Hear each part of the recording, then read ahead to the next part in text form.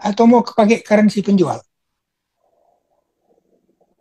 Tanpa Nah, harus lewat nah sekarang kan, convert ke nah US maksud dollar. maksud saya kan RMB ini kuat juga. Kenapa mereka nggak mau standarnya RMB aja Kok sekalian? nggak mau? China nggak mau.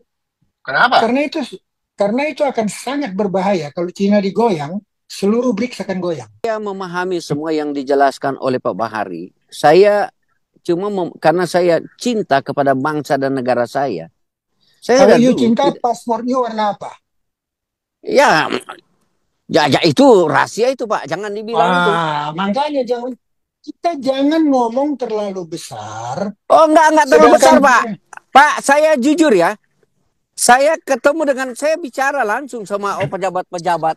Bukan saya ngomong gede. Saya bukan ngomong gede Pak. Saya nggak mau itu ya. Cuman saya bilang jujur aja Pak. Saya Pak, saya kadang-kadang terus terang otak Pak. saya Sorry, berjalan. sorry, Saya tunggu, bilang, tunggu dulu Pak, tunggu dulu.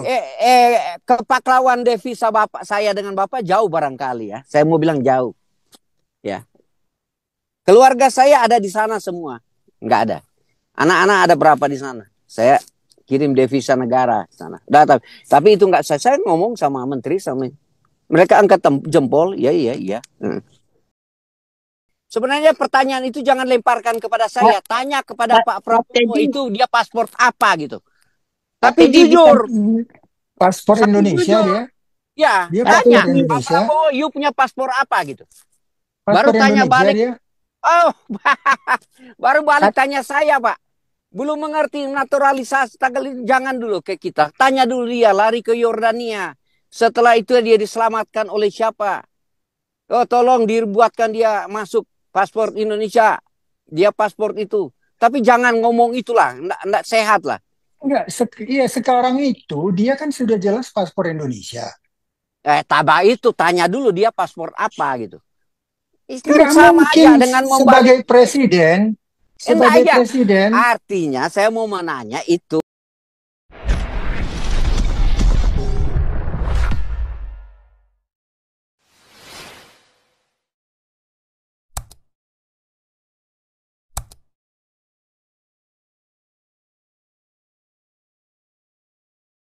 Signifikan untuk bangsa dan negara kita. Terima kasih Pak Prabowo.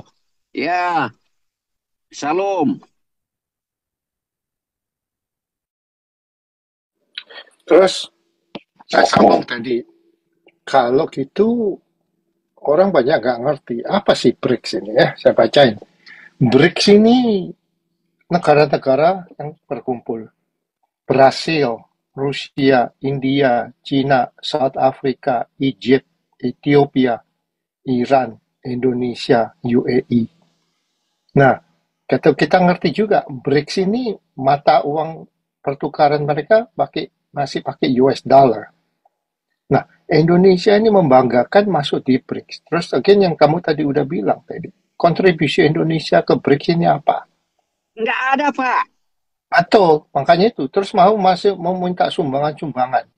Nah, kenapa kontribusi nggak ada? Ini mata uang mereka dolar, US dollar. Sekarang US dollar udah 16.300. Enggak, Andi, keliru, Pak Andi keliru itu, Pak Andi keliru. luruskan dulu.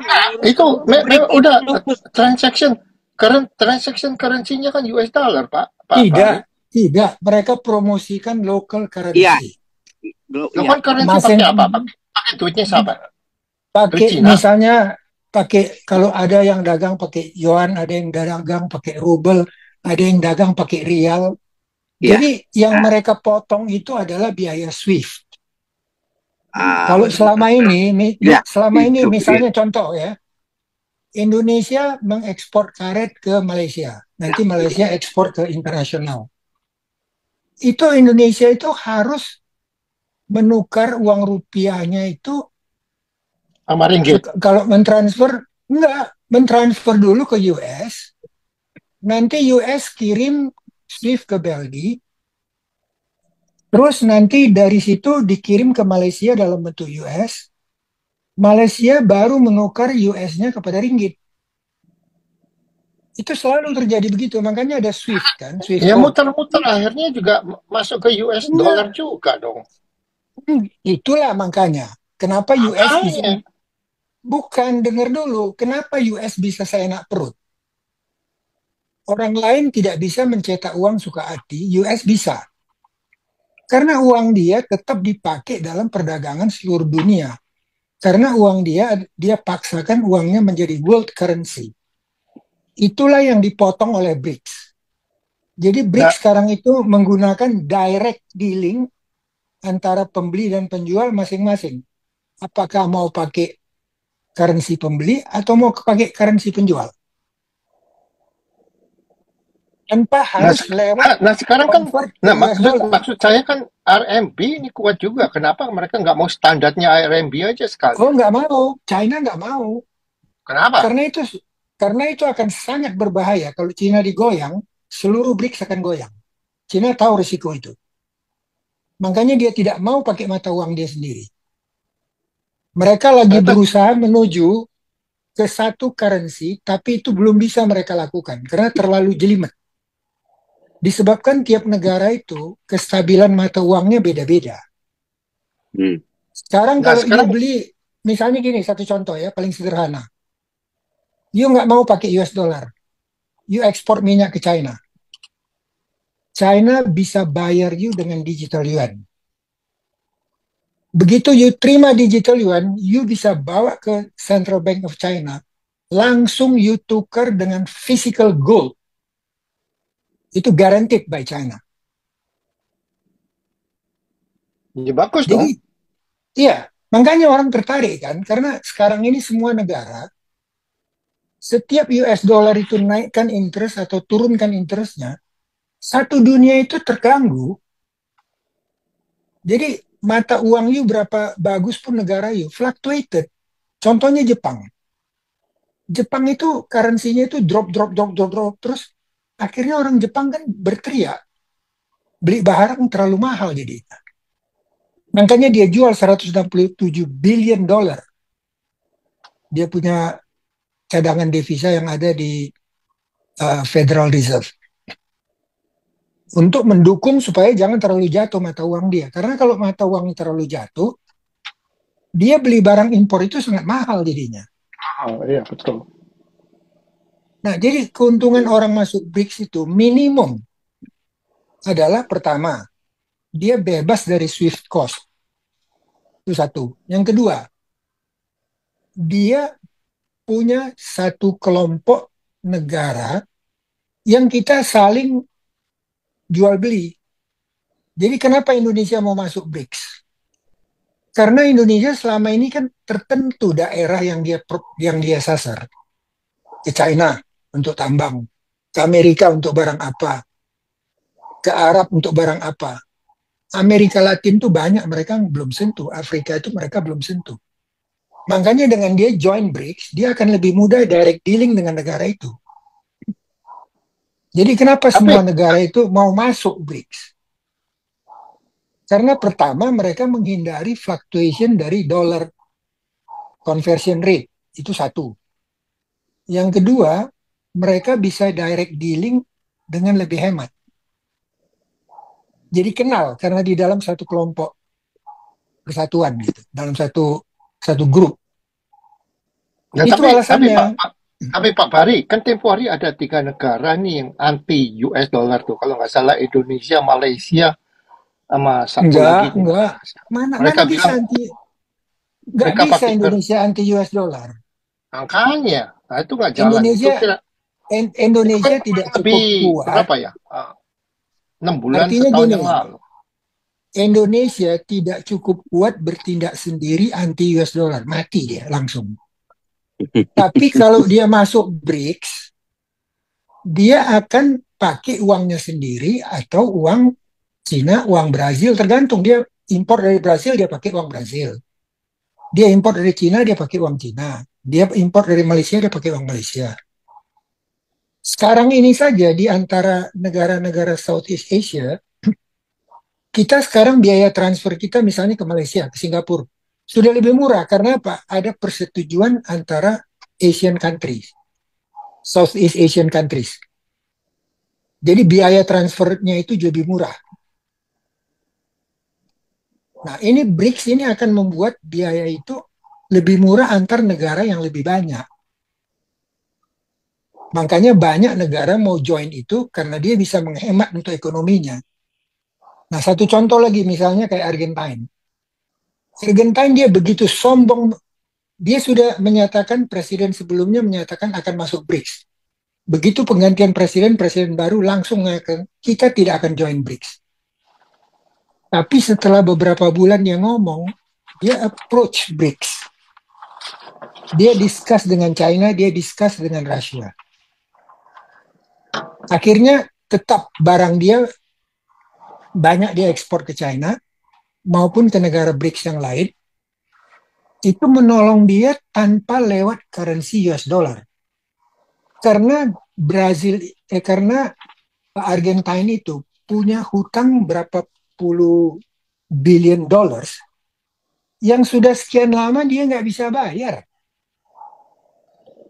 Jadi kalau dia dagang lewat US dollar, kesendak dia. Beresin dulu utang lu, baru lu bisa dagang dengan uang itu gitu. Lu nggak nyicil utang, lu mau dagang pakai uang ini nggak bisa. Makanya dia akhirnya tetap dagang sama BRICS supaya ekonominya tertolong. Dia lagi kecekek banget ekonominya itu. Nah, tapi kalau kita lihat anggota BRICS ini, Pak Pari, semua ini nggak ada satu European country ya, satu. Kedua, ini negara-negara yang sendiri struggle, ekonominya juga Sekarang, struggle. betul. Contoh soal Justru ini ya, karena saya baca ya. Brasil. Brasil ini apa Brasil ini? Rusia. Rusia ini peluru perang aja dari North Korea. India. enggak, India sendiri enggak, memperbaiki diri. you nggak baca betul-betul apa namanya international journal. Sekarang ini di dunia salah satu negara yang oleh IMF dia ditaksir dia punya economic growth akan mencapai sekitar 7%. Tertinggi di dunia. Kalau China itu 4%-an saja, 4% lebih dikit. US cuma 2% lebih dikit. Kalau Jerman 0,2%. Jadi kalau you bicara misalnya negara ini lagi parah duitnya, Rusia itu ekonominya lebih kuat sejak perang daripada sebelum perang. You bisa cek itu informasinya. It's proven Russian economic is better during the war compared to before the war. Dia paling celaka pada waktu baru perang, Amerika kunci 50% dia punya US currency di Federal Reserve sebanyak 300 billion US dollar. Sampai hari ini masih terkunci. Makanya dia sangat jengkel gitu. Tapi dia kan nggak berani pergi kirim peluru kendali ke Amerika. Karena Amerika itu suka hati, dia nggak suka. Langsung dia blok aja, dia kunci langsung orang. Nggak boleh dagang ini dengan orang itu. Dia nggak mau dagang, dia suruh orang lain juga nggak boleh dagang dengan orang itu. Nah, di BRICS itu semua orang punya hak yang setara. Kalau Indonesia dikatakan belum. Indonesia Januari sudah resmi positif menjadi permanent member dari BRICS. Desember belum, Januari sudah. Cuma nama Indonesia itu kan bukan, nama BRICS itu kan dari 5 negara pendiri. Jadi setelah 5 itu, semua permanennya yang lain tambahan, namanya BRICS Plus. Kemudian ada lagi BRICS Plus and Partner. Partnernya ini yang baru berminat untuk dagang sama, tapi belum berminat untuk join.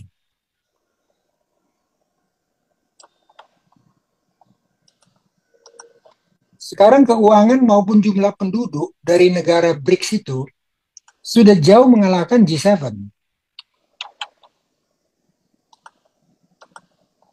Dalam jumlah gross domestic product-nya, dalam jumlah manusianya, berkali lipat dia.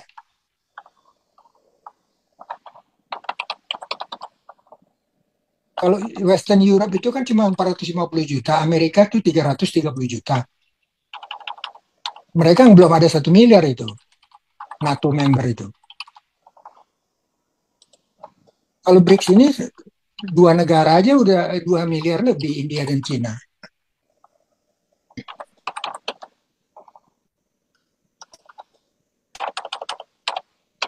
Jadi kalau dibilang nggak ada manfaatnya itu sama sekali tidak benar. Minimal dia menghemat ongkos Swift cost. Di samping itu dia mendapat teman untuk berdagang. Iya, tadi saya tadi yang anggota, kalau saya masuk ke itu ya, Indonesia itu masuk di BRIC yang memutuskan hanya kelima negara ini loh. Jangan Anda bicara tadi Ethiopia, mereka itu Mesir itu anak bawang itu, sama dengan mereka bukan anggota tetap. Yang menentukan dan memastikan Mesir sudah Iya, tetap. saya udah baca, Pak. Nah, iya, Sudah baca. iya, sudah tetap. Masuk, tapi dia itu ada kayak di PBB itu dia. Ya, saya bilang Enggak. yang punya hak veto itu cuma negara ini, begitu di BRIC.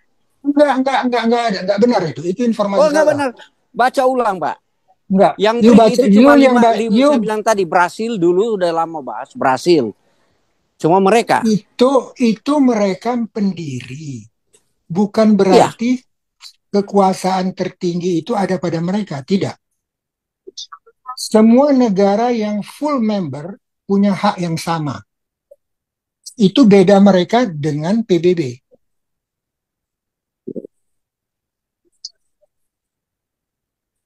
Itu yang membedakan.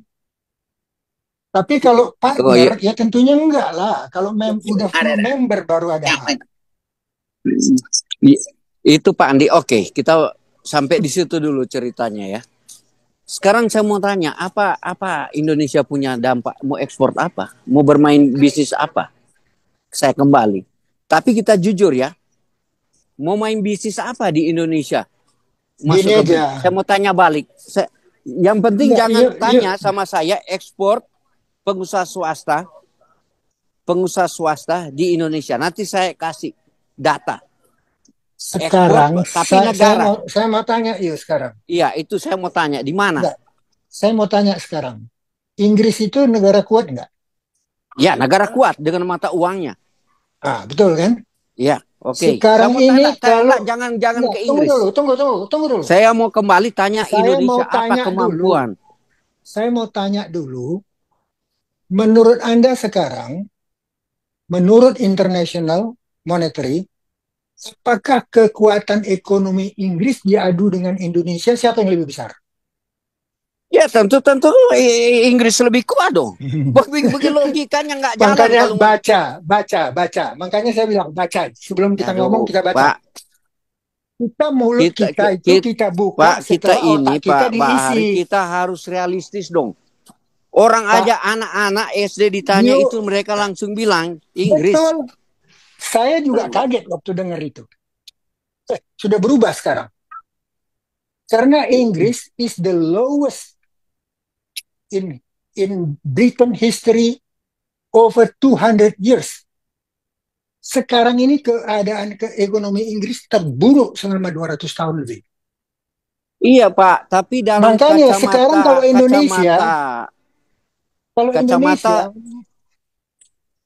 Indonesia bisa kerjasama apa saja dengan negara yang mau invest di kita. Dan Indonesia kan punya investasi juga di luar negeri walaupun sedikit. Nah, tapi asumsi saya aja nggak usah analisa. Kalau bikin siapa bicara ekonomi, kok kita bandingkan Indonesia dengan Inggris? Loh, itu satu contoh. Kalau itu belum ikuti perkembangannya, berbusa mulut saya untuk jelaskan pada enggak, Pak. Indonesia saya aja bingung ya. Saya bingung. Logikanya begini, Pak. Kemarin ada seorang jenderal. Kemarin sekampung saya cuma sederhana tanya. Adakah orang Inggris sekolah di Indonesia? Hampir semua orang Indonesia yang kelas high itu sekolahnya di Inggris. Baru pertanyaannya logika sederhana gitu. Tapi jangan pakai logika yang bagaimana ya? Saya bingung. Itu bukan Contoh logika, kamu Pak. mengatakan siapa lebih kuat ekonomi Singapura dengan Indonesia, baru Anda bilang Singapura, Indonesia. Kau sekarang bicara negara maju yang nomor satu di daratan Eropa adalah Inggris. Makanya, Bayangkan aja dia makanya, tidak ikuti dalam karansi mata uang Eropa. Dia makanya ajak pound sendiri. baca data. Iya Pak, Dari data, tapi Badan yang Internasional. itu Pak, Yuk orang Google bilang aja sekarang. Google filosofi. aja sekarang. Sekarang Google aja, Pak nggak usah ngomong kita. Bahari kita bicara filosofi sedikit ya. Angka-angka kita bisa dustai, tapi kenyataan nggak boleh lah.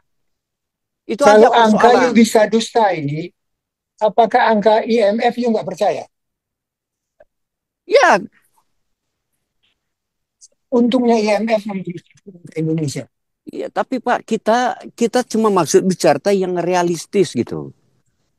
Kalau bagaimana kita bicara? Sekarang ini masalahnya pengetahuan detail you mengenai potensi Indonesia itu terlalu kecil. Oh, Sehingga you anggap Indonesia ini nggak bisa jual apa-apa keluar.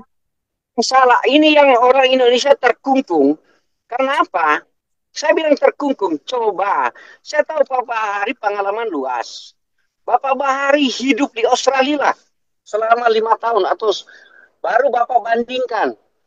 Contoh lah. Saya hidup sudah lebih lama dari itu, Pak. Bicara hidup di luar itu you baru 20 tahun. Saya jauh lebih dari itu, Pak. Enggak, Walaupun bukan terus-menerus ya. Contoh, saya semua bilang begini. Saya enggak mau adu argumentasi. Saya cuma bilang begini. Anda tidak dapat melihat diri Anda kalau Anda ada di dalam bingkai Anda. Tetapi Anda kalau keluar dari bingkai Anda dan melihat diri Anda akan mengetahui Anda siapa. Nah, itulah filosofi. Oleh sebab itu, saya bilang tadi, kita nggak usah bicara di dalam di luar. Kita bicara data dari badan yang bisa dipercaya. Oke, saya tanya balik. Saya jujur, siapa yang menguasai nikel di Indonesia? Apakah Indonesia menentukan harga nikel di dunia? Atau ya, saya tanya balik, tapi jujur. Betul. Siapa yang menguasai CPO? Negara mana yang Artinya begini, setiap negara itu kalau you bilang gini, kalau you katakan negara apa yang menentukan, apakah Indonesia menentukan harga nikel dunia? Apakah Malaysia menentukan harga CPO untuk palm oil dunia? Saya bukan ke situ. Siapa yang penentu gitu? Siapa yang itu? Oke lah. Yang menentukan itu adalah pasar internasional. Bukan satu negara yang menentukan itu, pasar yang menentukan. Price always determined by the market. Kalau pasar itu lagi kosong atau kekurangan, lagi high demand, harga otomatis naik. Kalau barang itu lagi banjir, harga otomatis akan turun. Itu sudah hukum alam itu. Jadi kita nggak bisa bilang apakah Indonesia produsen terbesar lantas Indonesia bisa menentukan harga. Nggak bisa.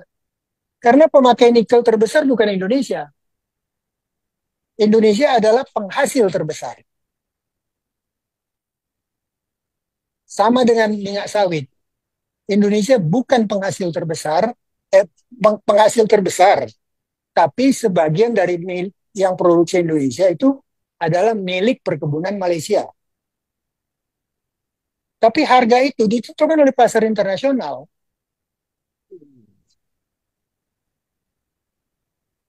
Mana ada harga yang bisa ditentukan negara? Itu di negara komunis saja pun gagal melakukan itu.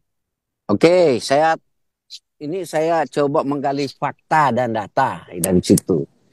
Sekarang yang pengusaha nikel itu milik negara atau bukan? Tapi jujur, saya bilang. Pengusaha itu yang dari luar itu atau dari mana bilang, apakah itu negara atau sudah dikuasai oleh bukan negara? Ini mau menceritakan tentang 1% orang Indonesia. Tunggu dulu. Dia bicara sekarang ini Kalau di Indonesia, you tahu ada Badan Penanaman Modal Asing. Ya, Jadi investor-investor yang berminat menanam di berbagai bidang harus mendapat izin dari BPOM. Jadi aturannya sudah jelas. Harus bayar royalti berapa, harus berapa lama dia dapat konsesi, kemudian nanti setelah sekian puluh tahun dia harus bagi dengan pengusaha lokal ya atau itu pemerintah Pak, itu Indonesia Pak berapa Bahari puluh persen. Pak Bahari, itu bahasa lama, itu di atas kertas Pak. Iya, Kita tapi oleh sebab kenyataan itu terjadi. saya tadi bicara realistis. Oleh Iya, sebab itu saya tanya, negara sekarang maju sampai di mana Pak? Gitu. Itu dari zaman Soeharto saya udah tahu sistem itu, tapi saya nggak mau pelajari. Saya cuma lihat realitas itu. Indonesia realitasnya aja di ASEAN keterbelakang Pak. Mau dibandingkan dengan Vietnam Pak. Bapak nggak mau lihat realistis Pak. Orang-orang investor semua lebih pandai dari Pak Bahari di media manapun mengatakan bahwa semua investor dari Indonesia asing lari ke Vietnam, Singapura, Filipina, Malaysia, Thailand itu orang-orang pinter Pak. Baru itu asumsi apa mau tergantung, dikatakan enggak, tadi? Oh begini pengawasan, nothing itu Pak. Jujur aja saya bilang nothing. sekarang tergantung. Jangan, Kalau dan itu asumsi salah enggak, kalau begitu. Oleh bukan, sebab you saya mesti kecondong ke tahu, enggak, realistis gitu. realitasnya memang banyak investor yang keluar, betul. Betul, amin. Tapi ada tapinya. Apakah mereka keluar itu karena aturan Indonesia yang kurang bagus, suasana politik yang kurang bagus, dan sebagainya? Nah itu Bapak Ada mereka aja lah. keluar, Saya bilang tadi, mereka kepastian sebagian hukum keluar. tidak ada, masalah politik itu, itu. Tapi jangan lupa, yang masuk tetap ada, mengalir terus. Yang masuk itu kemarin Pak, saya udah ikuti yang masuk. Saya bilang tadi, kecuali dia pengusaha industrial. Itu masuk akal Pak. Kalau dia masuk lagi eksplorasi alam, nothing itu Pak. Itu Loh, saya bilang tadi. tetap dia masuk eksplorasi alam pun, dia itu kan tergantung bidangnya ya. Ada bidang yang dia boleh ekspor raw, tapi banyak yang sekarang sudah harus ekspor yang dikelola dulu. Iya, barang Jadi jadi, bahan jadi baku, jadi barang iya, oke. barang setengah jadi atau barang Iya, jadi. iya, iya, oke. Ya. Nah, kalau itu pun dia lakukan, investor itu yang tanam uang semua, dia tetap bayar pajak untuk negara, pajak keuntungan, pajak ekspor, pajak dari pegawai orang lokal. Ya. Kemudian artinya dari situ kan pemerintah mendapatkan income. Kalau kita belum bisa membuka sendiri, mau nggak mau kan kita harus kasih orang lain yang membuka, tapi kita tetap mempunyai bagian dari situ. Dan orang itu tidak boleh seumur hidup mengelola itu. Ada batas waktu. Kalau kita belum cukup kuat, bagaimana kita bisa kontrol semua dan kita bisa miliki semua? Mau nggak mau harus kasih orang untung, baru orang mau tanam uang di Indonesia. Iya Pak, Memang ini Pak kenapa? Bahari, saya jujur Enggak, aja, ini saya bilang selalu istilah republik bahasa berulang. Zaman Soeharto saya pernah tahu itu, pakar ekonomi semua itu tahu itu proses itu.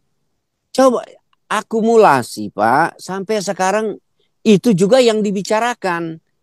Ini yang jelek, baru kita enggak. ambil keburukan negara Enggak. kita. Ya ini Sekarang yang saya begini. enggak mau di Sekarang negara begini. kita. Ya, yang ini yang saya direformasi gitu. Sekarang begini. Kan Kalau Pak kita Bahari tahu bahasa Pak Bahari, saya jago. Pak Bahari itu sebenarnya boleh jadi konsultan yang luar dari ini paling Pak Bahari akan iya Pak Teddy ya, Pak Permisa dulu juga kita berpikir begitu.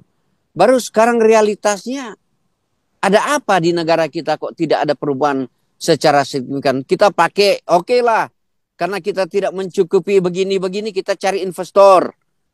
Benar supaya dia masuk investasi. Itu benar. Nah, saya benar penjelasan enggak. Pak Bahari Sekarang realistis begini. benar masuk Enggak. akal. Sekarang kita Tetapi lihat gini. empirisnya, kenyataannya enggak begitu kan negara kita sekarang. Artinya begini ya. Apa yang dilakukan sekarang dengan segala kebobrokan yang ada, kita nggak bisa cepat maju. Tapi merangkak-merangkak itu kita tetap ada kemajuan. Iya, Satu benar-benar contoh, Pak satu Bari. contoh Iya. nggak usah sederhana aja kita lihat.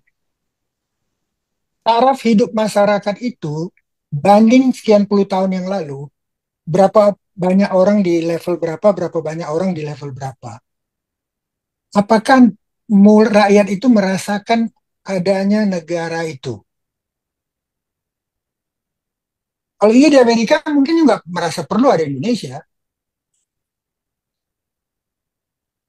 Iya, Pak. Iya, benar. Saya memahami semua yang dijelaskan oleh Pak Bahari. Saya cuma karena saya cinta kepada bangsa dan negara saya. Saya Kalau dari you dulu cinta, tidak. paspornya warna apa? Ya, ya, ya itu rahasia itu, Pak. Jangan dibilang itu.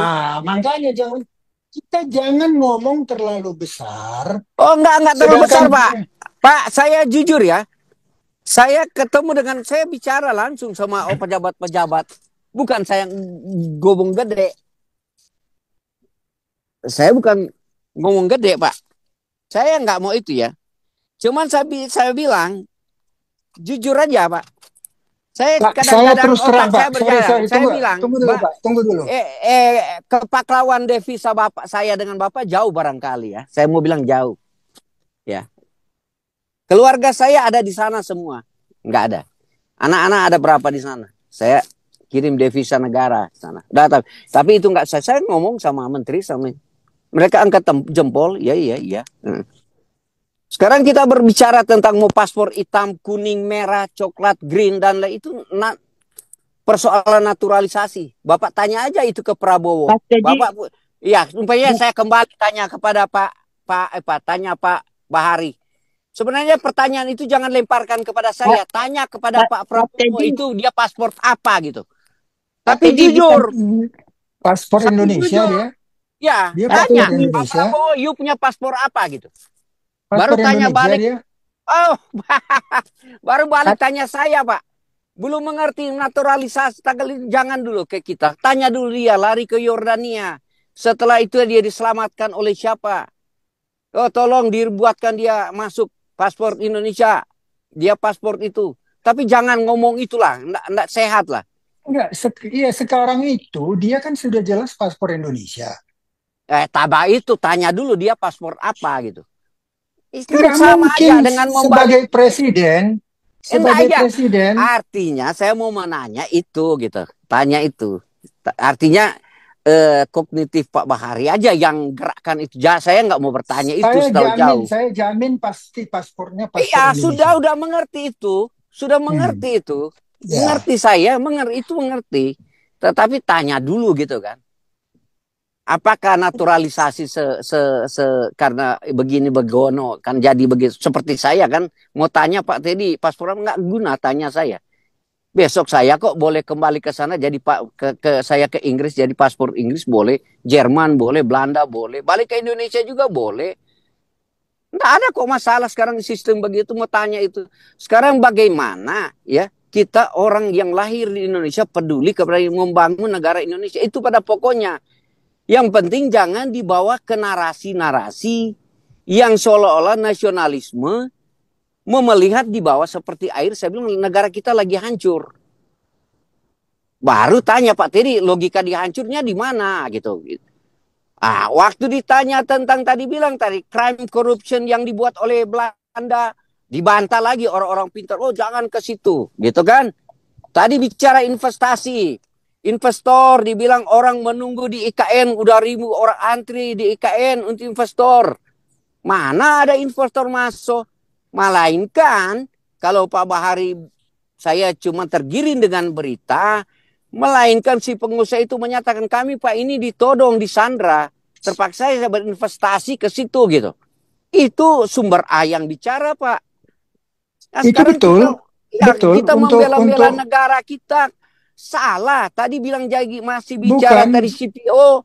Bilang lagi masih membela. Oh karena begitu. Karena salah Pak. Sudah ada yang. Enggak. Sekarang saya nggak ngerti. Yang you anggap Indonesia itu no hope. Ya kayaknya Pak. Mau kiamat dalam setahun. Enggak. Bukan begitu. Saya udah bilang tadi asumsi tadi. Saya telepon doktor itu. Kemarin Pak, kemarin dulu tuh. Kampung saya Pak tidak akan resesi Pak. Mau dolar mau jadi 40.000 per $1 nggak akan bakal Pak. Kampung saya pesta semua. Itu saya cuman ambil sampel seperti itu. Oleh sebab itu saya tidak berpikir negara saya akan hancur seperti Bapak bayangkan tadi. Tetapi saya mau menyatakan tentang realitas itu. Itu bagaimana dolar sekarang 16.000 dari 15.000. Kemudian siapa yang merasa dirugikan. Nah, itu yang bagus. Kalau you bicara angka dolar, kan you tahu bahwa sekarang tuh US dollar sengaja dibuat naik. Nah, iya, sebab itu siapa yang Bahkan, membuat sengaja? Ya itu. loh, pemerintah Amerika tentunya, kebijakan pemerintah Amerika.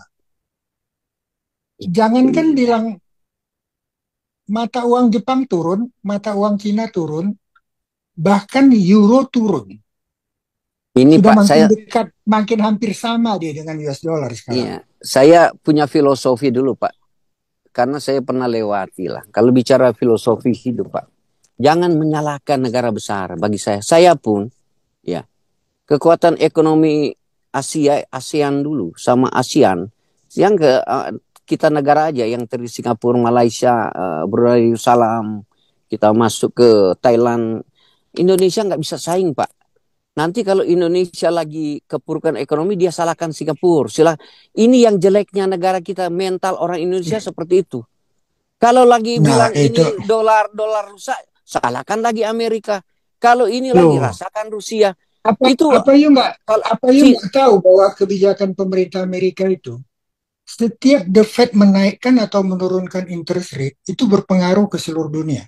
Nah, berarti asumsi Pak Andi tadi benar loh. Itu saya cuma menghentar ke situ. Ternyata benar asumsi Pak Andi tadi gitu. Makanya alasan itu BRICS itu membentuk tidak menggunakan transaksi dolar tapi masing-masing local currency. Iya. Itu alasannya. Itulah alasannya kenapa BRICS itu dibentuk. Benar. Tadi benar Pak Bahari benar. Bukan dia coba-coba mau menekan dolar lah.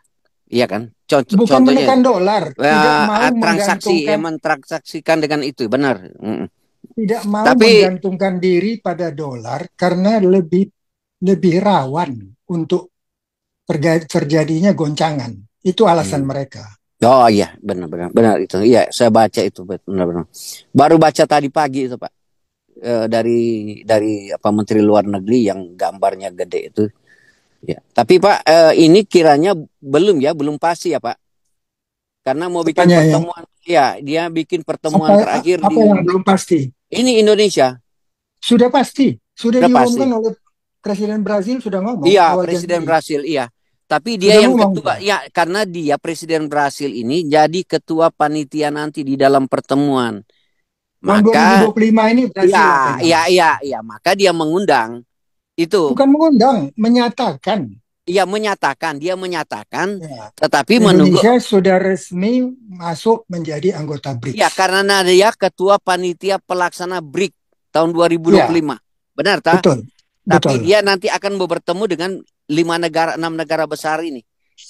Dia akan negosiasi kan ke Cina, dia negosiasi ke Brasil, dia negosiasi ke Afrika. Dia nggak perlu. Ya. Nggak perlu. Artinya, saya nggak tahu ya kalau begitu. Bukan, artinya gini, itu mereka cukup duduk menandatangani setuju.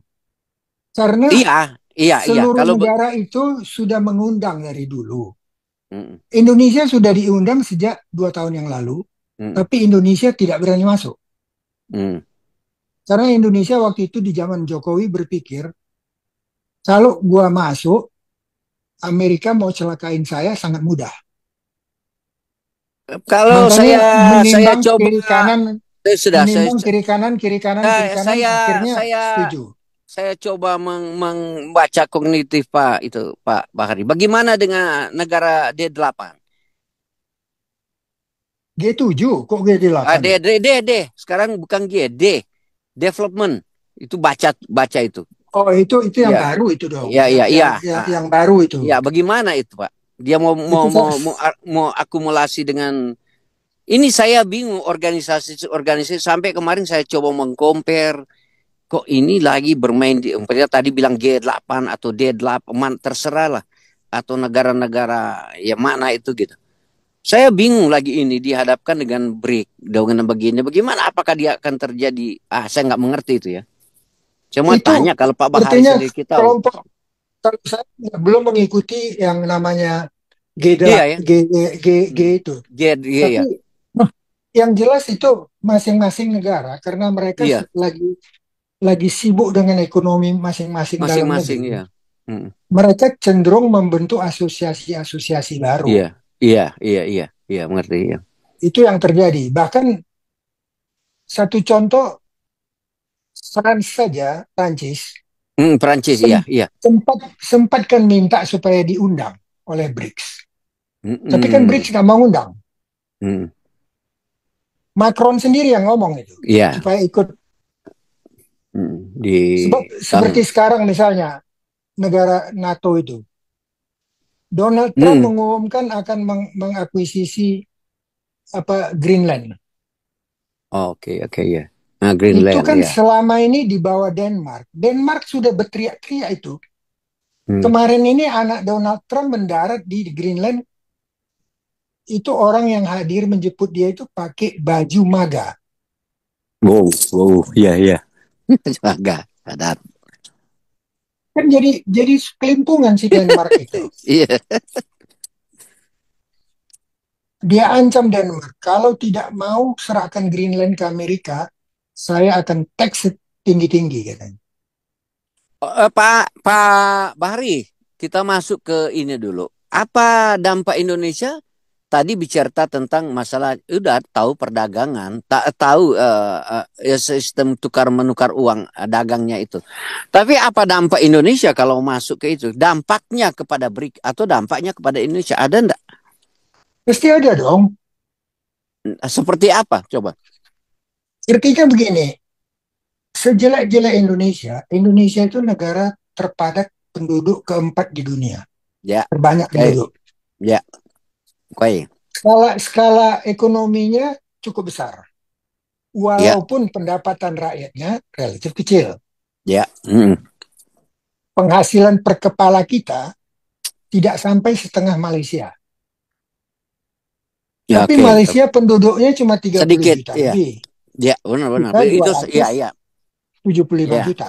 Itu selalu bicara kuantitas kualitas. Iya, ada benar, benar. Jadi Iya. skala ekonomi kita kan jauh besar dari Malaysia, Mm-mm. walaupun penghasilan penduduk kita jauh lebih kecil. Sama seperti misalnya Amerika dengan Cina. Ekonomi Cina itu sudah mendekati Amerika, tetapi penduduk Cina itu kan 4 kali Amerika. Iya, iya. Jumlah padat penduduk. Iya, Sehingga penghasilan penduduk Cina itu nggak sampai seperempatnya penduduk Amerika kan. iya, Pak. Iya. Benar.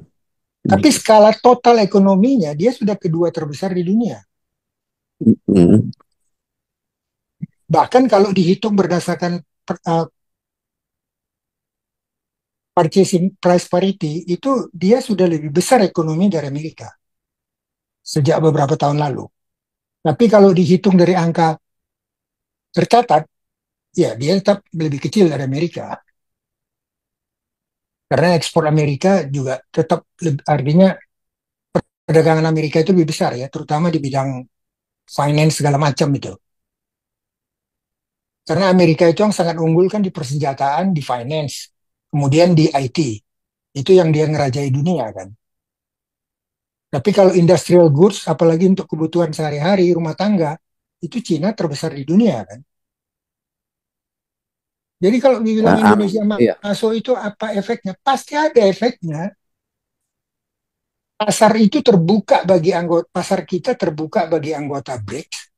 Pasar semua anggota BRICS itu terbuka untuk kita. Nah, tinggal bagaimana kita mengelola industrialisasi kita supaya ekspor kita itu bertambah terus dengan cepat. Selama ini ekspor kita itu kayak orang jalan kaki gitu loh. Orang lain sudah berlari, kita masih jalan kaki. Nah, itu yang harus dirubah oleh Pak Prabowo ini.